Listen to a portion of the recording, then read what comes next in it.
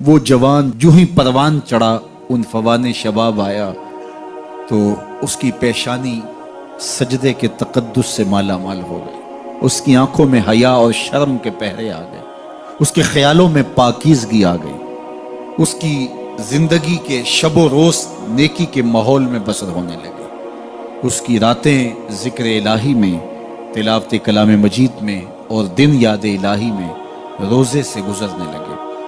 وہ جوان جس کی جوانی اللہ کی عبادت میں گزری، کیونکہ جوانی اگر عبادت میں گزر گئی تو بڑھاپا تو پر نور ہے ہی ہے۔ سب سے مشکل مرحلہ زندگی کا جوانی کا ہے۔ شیطان زیادہ ورغلاتا ہے کسی شخص کو جب وہ جوانی کے مرحلوں سے گزر رہا ہوتا ہے۔ تو جس کی جوانی خیریت کے ساتھ گزر گئی اور اس نے اپنی جوانی کے تقدس کو محفوظ رکھ کے منزل تک پہنچا لیا، اپنی عصمت کے جوہر کی حفاظت کی، اپنی آبرو کو لٹنے نہیں دیا، اپنی آنکھوں کی شرم و حیا پر پہرے بٹھائے اور آنکھ کو برباد نہیں ہونے دیا اور اپنی زندگی کے تقدس کا پہرا دیا، تو جو جوان اپنی جوانی کو خیریت کے ساتھ گزار گیا۔ کسی نے کہا تھا نا، کتاب زیست کا ایک اور باب ختم ہوا، شباب ختم ہوا، ایک عذاب ختم ہوا۔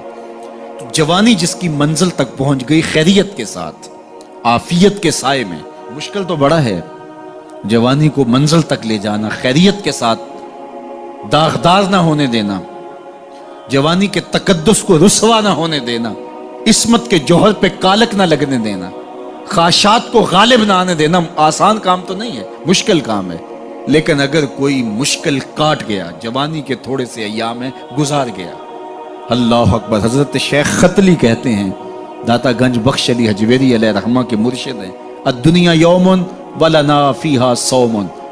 وہ کہتے ہیں دنیا ایک دن ہے، ہم روزہ رکھ کے گزار رہے ہیں۔ تو روزہ رکھ کے سارا دن گزر ہی جاتا ہے، دوپہر بھی آتی ہے گزر جاتی ہے، اور عصر کا وقت بھی آتا ہے گزر جاتا ہے، کھانے کا وقت بھی آتا ہے، چائے کا وقت بھی آتا ہے، سب کچھ ہوتا ہے لیکن گزر جاتا ہے، افطار تک بندہ پہنچ جاتا ہے۔ جس نے زندگی روزے کی طرح گزار دی، جس نے جوانی روزہ رکھ کے گزار دی، خواہشات کو بے قابو نہیں ہونے دیا، مشکل کام تھا لیکن اس نے مشکل کام کر دکھایا۔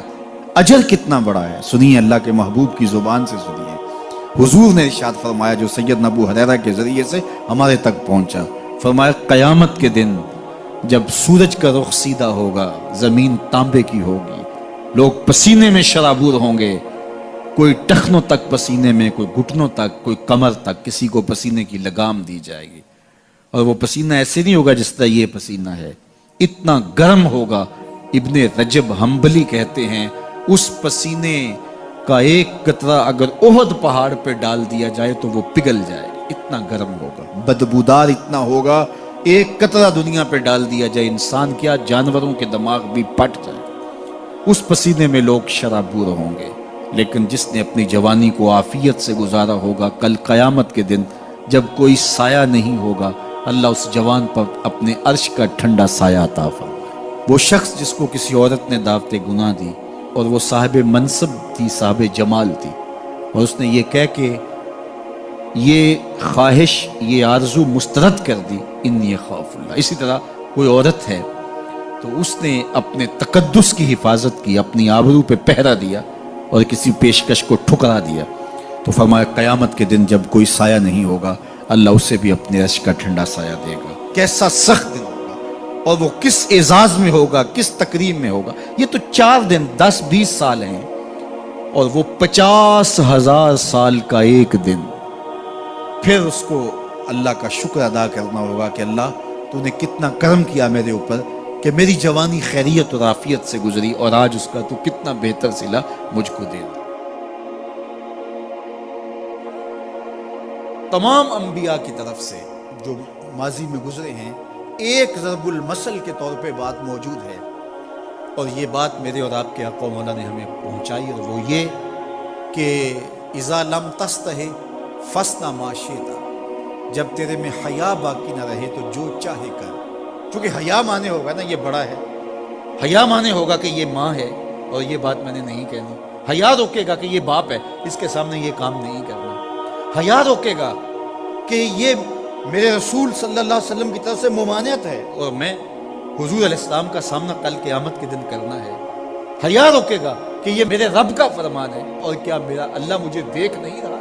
حیا ہے تو گناہوں سے خود بخود روکو گے، کوئی کیمرہ نہیں تو پھر بھی رک جاؤ گے، کوئی سیکورٹی نہیں تو پھر بھی رک جاؤ گے، کوئی واچ نہیں کر رہا پھر بھی رکو گے، بند کمرے میں بھی رکو گے، اپنے رب سے حیا کرو۔ لیکن اگر رب سے حیا نہیں ہوگا، اس کے رسول سے حیا نہیں ہوگا، تو پھر جو مرضی کرو، پھر تمہیں نہ کوئی کیمرہ روک سکتا ہے، نہ باپ روک سکتا ہے، نہ ماں روک سکتی ہے، نہ بڑا بھائی روک سکتا ہے، کوئی نہیں روک سکتا تمہیں جب تمہارے اندر حیا نہیں ہے۔ حیا ہوگا تو پھر گناہوں سے خود بخود بچتے چلے جاؤ گے، برے اعمال سے بچتے چلے جاؤ گے، بد اخلاقی سے بچو گے، زبان سے جملہ نکالنے سے قبل سوچو گے کہ یہ جملہ مناسب نہیں ہے تو میں اس کو کبھی بھی نہیں بول سکتا، اس لیے کہ حیا مانے ہو جائے گا اور طبیعتوں کے اندر ایک نور پیدا ہوتا چلا جائے گا، اور یہ پردہ جب اٹھ گیا اور یہ ڈر جب ختم ہو گیا تو پھر راستے صاف ہو جاتے ہیں، جو مرضی کرتا ہو پھر کوئی پرواہ نہیں ہوتی ہے۔ مدینہ المنورہ میں صحابہ تشریف فرما تھے کہ ایک خاتون گزری، سیاہ رنگت حبشی نژاد، تو ایک صحابی فرمانے لگے اگر جنتی خاتون دیکھنی ہے تو یہ خاتون ہے۔ تو پوچھا کہ یہ کیسے؟ کہا ایک دن یہ خاتون حضور کے پاس آئی اور اس نے کہا حضور مجھے مرگی کے دورے پڑتے ہیں تو میرے لیے دعا کر دیجیے کہ اس مرض سے مجھے نجات ملے۔ تو آقا کریم علیہ السلام نے فرمایا اگر تم کہو تو میں دعا کر دیتا ہوں اور یہ دورے تمہیں نہیں پڑیں گے، اور اگر تم ان پہ صبر کر لو تو میں تمہیں جنت کا وعدہ دوں۔ اب تمہارے ہاتھ میں ہے، جو چاہو کر لو۔ اس خاتون نے بغیر تأمل کے کہا مجھے جنت والا وعدہ قبول ہے، دورے پڑتے رہے کوئی بات نہیں، مجھے جنت والا وعدہ قبول ہے، لیکن حضور ایک کرم میرے پہ فرمائے، وہ یہ کہ جب مجھے دورہ پڑتا ہے تو میں گر پڑتا ہوں، تو گر جانے کی وجہ سے سطر کا خیال نہیں رہتا، ظاہر ہے بے ہوشی ہو جاتی ہے، تو میرے پہ یہ کرم فرمائیے، دعا کیجئے جب میں گروں تو اللہ میرے سطر کی حفاظت کرے۔ تو حضور نے یہ دعا کر دی۔ اب وہ گرتی تھی لیکن اس کا سطر نہیں کھلتا تھا، اللہ اکبر، تو اس کو کتنا خیال تھا اپنے پردے کا، کتنا خیال تھا اپنے سطر کا۔ یہ جمال ہے عورت کا، عورت مستور ہے، عورت کو عورت کہا جاتا ہے، مستور سطر سے ہے، یہ پردے کی چیز ہے۔ اور اللہ جل شانہ نے اوڑھنیاں اوڑھ کر کے رکھنے کی خواتین کو تلقین کی۔ آج جدید مفکرین تو عورت کے ساتھ مصافحہ کے راستے بھی نکال رہے ہیں۔ وہ کسی نے کہا تھا یہ عورت کی آزادی نہیں ہے، یہ عورت تک پہنچنے کے لیے مرد آزادی چاہتے ہیں۔ عورت سمجھتی ہے مجھے آزادی مل رہی ہے، یہ تجھے آزادی نہیں دی جا رہی، یہ تیری آبرو کو، تیری عزت کو، تیری ناموس کو تار تار کرنے کے لیے یہ مرد آزادی چاہ رہا ہے، یہ آوارہ لوگ آزادی چاہ رہے ہیں۔ تجھے کھلونا بنانا چاہتے ہیں تو کھلونا نہیں ہے، تیرا پردہ تیری ناموس کا محافظ ہے، تیرے برقعے کی ایک ایک سلوٹ تیرے حیا کا پہرا ہے۔ آج مغرب مختلف ذرائع سے ہم سے یہ جوہر چھیننا چاہتا ہے، تو اب ہمارے اوپر تہذیبی یلغار کے ذریعے سے، میڈیا یلغار کے ذریعے سے، تمدنی یلغار کے ذریعے سے، مختلف ناموں سے، مختلف ایام منانے کے ذرائع سے ہم سے اگر ہمارے جوہر حیا کو چھین لیا جاتا ہے تو ہمارے پلے کیا بچتا ہے؟ کیا ہم گو کوڑا قوم ہے کہ جو کوئی لے کے آئے اور اسی کے پیچھے چل پڑے؟ کیا ہمیں نہیں پتا کہ ہم کون ہیں؟ ہماری بھی کوئی بنیاد ہے، ہماری کوئی ساکھ ہے، ہمارے ابا و اجداد ہیں، ہمارے اوپر کتاب اتری ہے، ہمارے آقا نبیوں کے امام ہیں، ہمیں پورا کامل اکمل دین دیا گیا ہے۔ کیا ہم وسیع و ظرفی کے نام سے، روشن خیالی کے نام سے سب کچھ اختیار کر لیں گے؟ یا ہمیں سوچنا پڑے گا کہ ہمارے دین کی شناخت کیا ہے؟ تو میرے حضور نے فرمایا ہر دین کی ایک الگ شناخت، الگ پہچان اور نمایاں نشان اور علامت ہوتی ہے۔ اسلام کی وہ نمایاں علامت حیا ہے۔ اگر حیا ہے تو دین ہے، اگر حیا نہیں ہے تو دین نہیں ہے۔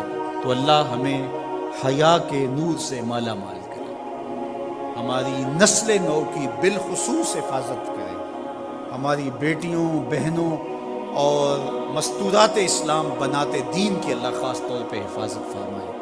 آنکھوں میں شرم اور حیا کے نور کو پیدا کرے، اور ہمارے باطن بھی حیا کے نور سے مالا مال ہو۔